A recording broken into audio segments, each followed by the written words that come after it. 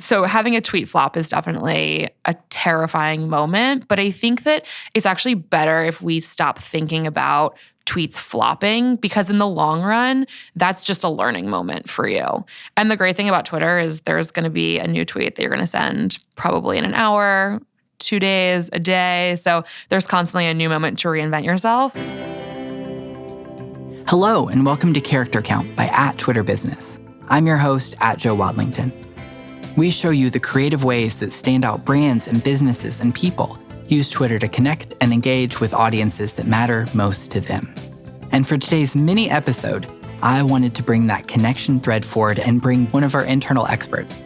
I'm Bianca Posterly. I'm the senior social strategist here at Twitter, and I work with our team of strategists and community managers on the Twitter owned and operated handles. Bianca will also be appearing on the upcoming episode we have with Wizards of the Coast to talk about how they use Dungeons & Dragons and Magic the Gathering to engage new communities online. So when people are thinking, how do I make a good tweet? That is your whole life. That's my entire job. It's what I think about all day long, 24/7, 365. So I'm so excited to have you talk about, because you are made of internet, you're barely even corporal at this point. It's just data flowing left and right. You're built out of tweets. I'm excited to have you talk about all of the trends and things that are happening on Twitter right now and how businesses can make their tweets and their Twitter better. It's my favorite thing to talk about. Every brand wants to be spicy right now. I think Hamburger Twitter is leading the way for everyone deciding that their brand should be depressed and their brand should be saucy. How should a brand approach spiciness? And when can they know if they're tone deaf? So my team's favorite thing is spice. We refer to tweets as levels of spice. So I'm super excited to answer this question. Is it a 1 to 10, 1 to 5? You know, we go with 1 to 5 currently. We might have to up it to 10. We'll see how the internet continues on. It's definitely been spicy lately. So, you know, you constantly top yourself with the spice levels. But so far it's been a 1 to 5. But, you know, 5 is like ghost pepper status. Oh, okay. In terms of brands knowing when they should or should not be spicy, you really have to know your brand. So obviously, if you're, let's say, a healthcare brand or an airline brand, you want to be really careful because you're there to discuss, you know, the health of your consumers or the safety of your consumers. However, you're a fast food restaurant, I say go for it. There are certain times, obviously, when it's not appropriate if there's, you know, something tragic happening in the world, or if it's a situation where the customer is, you know, affected by something due to your brand or your restaurant. Obviously, that's inappropriate. But I think that people have really started to see that brands have a personality and they like the spice. The one thing that I would say is don't automatically just go directly to sass, because I think that there's really a range of educated and interesting responses that aren't just like a full-on barbecue of your audience. What's the best way for a brand to figure out what their voice is on Twitter? It's a hard question because, you know, the social brand voice is really indicative of the brand voice as a whole. I would say you really need to look in and deal with your marketing department, talking to the CMO and figuring out what their direction is for marketing as a whole, and then making sure that you align that with your social voice, but also just bringing personality to the brand as a whole. I love building out like a character for each different social account. I come from an editorial background, so I find that the same is true when you are building a magazine or a website. You sit and you assign who your reader is, and you say, all right, they're named, you know, X, they're this old, they shop at this store. You can do the exact same thing for a social account and brand. What 3 accounts should someone follow if they don't get Twitter? So selfishly, I'm going to say some of our own Twitter accounts. Okay. I think that the Twitter accounts from the Twitter company, do a really interesting job of sparking conversation, which is really where we're going with Twitter across the board. So I would say Twitter Music does a fantastic job of highlighting conversations that are happening, whether it's Taylor Swift dropping her latest single or Casey Musgraves at Coachella talking about how everyone didn't say yeehaw at the appropriate time. So well, we both smiled so big when you said Casey Musgraves. I wanted to actually say what she said, but I know it's probably not allowed on this podcast. If you know, you know. So Twitter Music is amazing. Twitter Sports just did the really cool thing where they invited some of the biggest fans of the Warriors and the Raptors to our VIP suite as like a surprise and delight function for some of the best people tweeting about the games in, I think it's the playoffs. I don't know. I'm not really a sports person. But I love what they've been doing there. And then the Twitter TV handle just killed it with Game of Thrones. We worked with Game of Thrones on like a really big rollout. And then our strategist and community manager did an amazing job with the last season, driving conversation, but doing it in a really nuanced way where they were never doing any spoiler content, but still being able to be That's super a hard creative. line. It's very difficult. Yeah. You don't want to annoy anybody. You don't want to make anyone mad or give them a chance to be upset with you, but you still want to create content that'll be highly engaged with. So I think that they towed the line perfectly. Because that's something Twitter is just so powerful at. It's the same feeling of when you and a friend both read the same book and you want to talk about it, because having someone else to talk about that book with just amplifies your pleasure of the book, or seeing a movie with someone and getting a drink after to discuss. People want to go to Twitter the day after something is happening, or with especially award show Twitter and sports Twitter while it's happening, and you get that added buzz of conversation and all these other perspectives. I'm not going to lie. I'm definitely sad Game of Thrones is over, not just because I love Game of Thrones, but because the day after Game of Thrones is like on Twitter is the best day ever. All of the memes, everyone is talking about the same thing. It's so hilarious. You find yourself just scrolling and laughing to yourself all day long. Yeah, I would be in conversations with folks about Game of Thrones, and we'd be talking for 15 minutes before they realize I don't watch it all. But I know all about it. I'm like, no, I have a Twitter. I'm good. Yeah, you're like, totally I'm up to date. online. I know. You're like, oh, his dad? Yeah, totally. I know exactly what happened. Yeah. She had AirPods in. She couldn't hear the bell. It's obvious. That's exactly what happened. And so we will finish things up with Bianca. But before we go, I have to ask you for hot takes. What brands are in 11 out of 10 on Twitter? They're the brands that you love. You DM their ads, their tweets to your friends. You get marketing inspiration from them. They should be celebrated and elevated. Give us your hot takes on who we need to look at.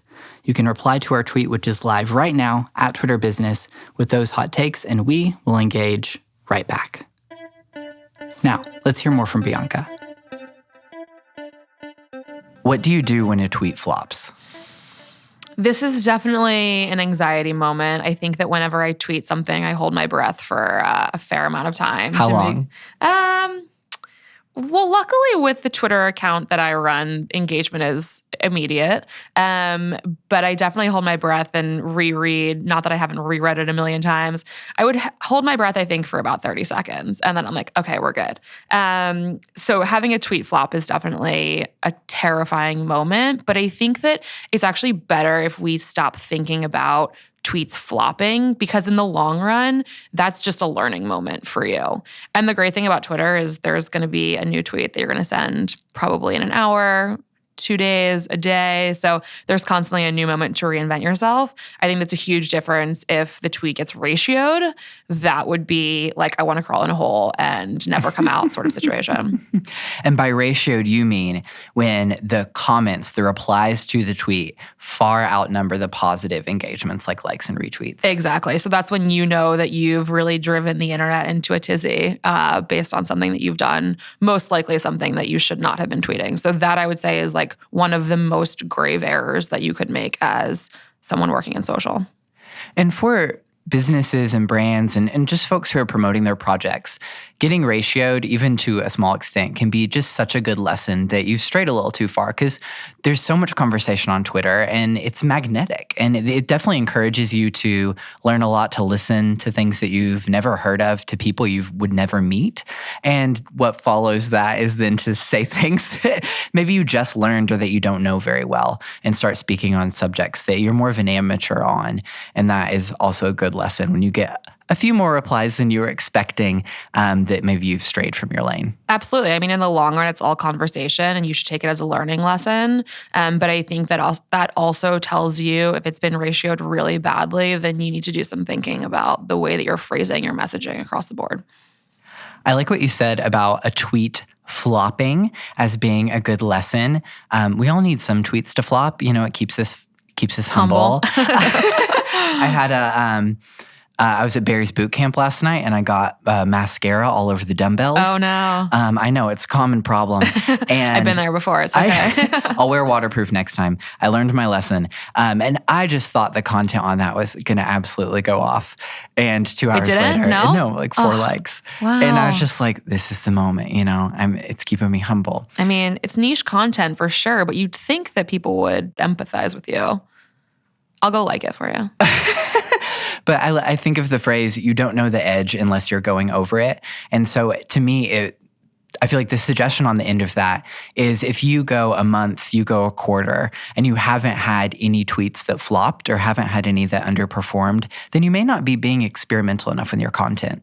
That's a great point. We definitely love to push the edge a little bit. There have been some tweets that I've been exceptionally nervous about tweeting, but in the long run, that makes people take a second glance at your brand. Obviously, you need to make sure that it's still like relatively in line with things that you would tweet about, but pushing the edge and pushing the envelope, I think, are always a good idea. And if you're towing the line and if you're staying in the middle ground, you're not going to drive that conversation because you're just sort of like, you're being vanilla ice cream as opposed to, Mexican hot chocolate ice cream. And so let's talk about vanilla ice cream brands and industries, because there are all sorts of companies that want to be on Twitter. They should be on Twitter because of the access that their customers get by them being present there. But they aren't spicy, and they shouldn't be. Totally. So how can they thrive on Twitter? I think that they just need to focus on the human connection on Twitter. I think that a lot of brands feel like they should come off as this very put together professional account, and they definitely should, but there are ways to be human, be real, be conversational. I would say if you write out a tweet and it's nothing that you'd actually say in real life, rewrite it, because people are going to read that and scroll. Actually, they won't even read it. They'll just scroll right by because they know it's just brand jargon as opposed to someone actually speaking to you and connecting with you as a human. And I think that you don't need to be spicy to be human by any means. I have people in my life that are less spicy than I am, but they're still humans and I still spend time with them. So there's a range of human emotion, and I think just tap into that. Even though the spiciness may be the one that we think of first or we talk about the most, it can get a lot of attention, but it's not always the thing that we care about the most or why we follow an account. Exactly. I think if you're providing value and you're showing people that you're human and there's a person behind that account, then that will drive engagement as well. What is your greatest fear working on a social account? I have a few of them. Many fears. Been around for long enough to see a lot of these come true. But I would say that my biggest fear is there's always the human portion of working in social that you can't account for. You can read over tweet copy as much as you want, but there's always the human element. But I would say that my biggest fear is that a community manager or someone that I'm working with is going to tweet something from the wrong account, thinking that they're tweeting it from their personal account, but actually tweeting it from the corporate account.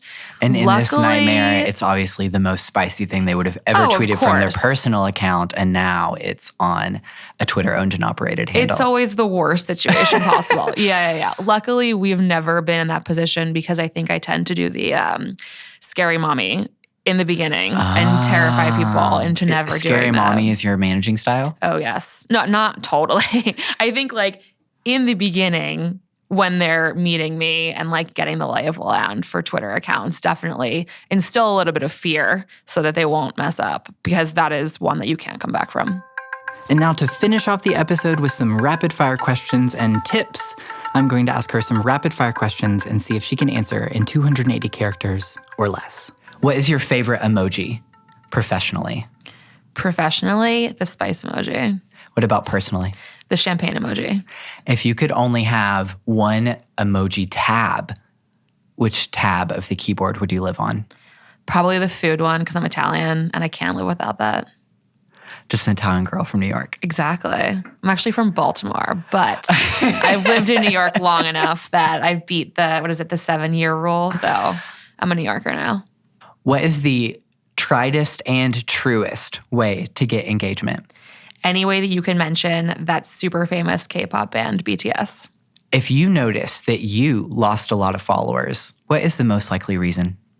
Probably tweeting too much about workouts and boxing, which I love. You're such a jock.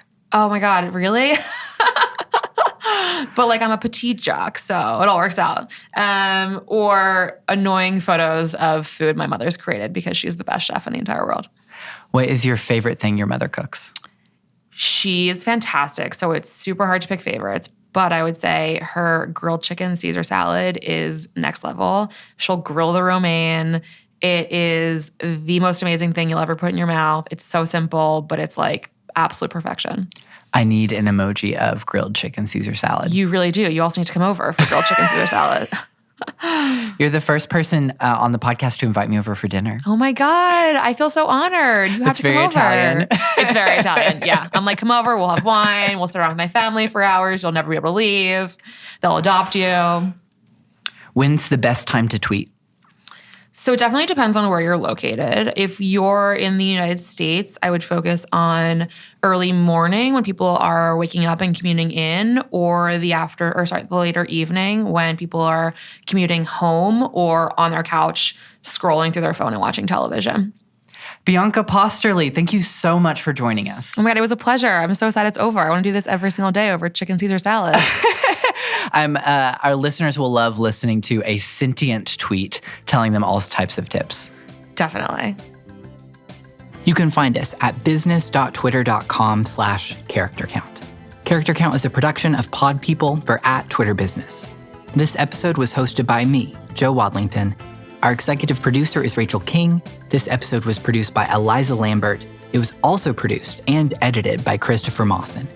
Music by Annalise Nelson and Dax Schaefer. Special thanks to Marissa Window and Lindsay Bruce and the entire Twitter customer success team. Thank you so much for listening. Please subscribe to the show on Apple Podcasts or wherever fine podcasts are downloaded. And rate us, ideally 5 stars, but I won't be pushy about it. This episode's topic is now live at Twitter Business. Go, tweet us your hot takes and follow us for incredible tips on Twitter ads marketing and best practices, or follow me at Joe Wadlington for tweets about Dolly Parton songs that came out 40 years ago. Have a great day.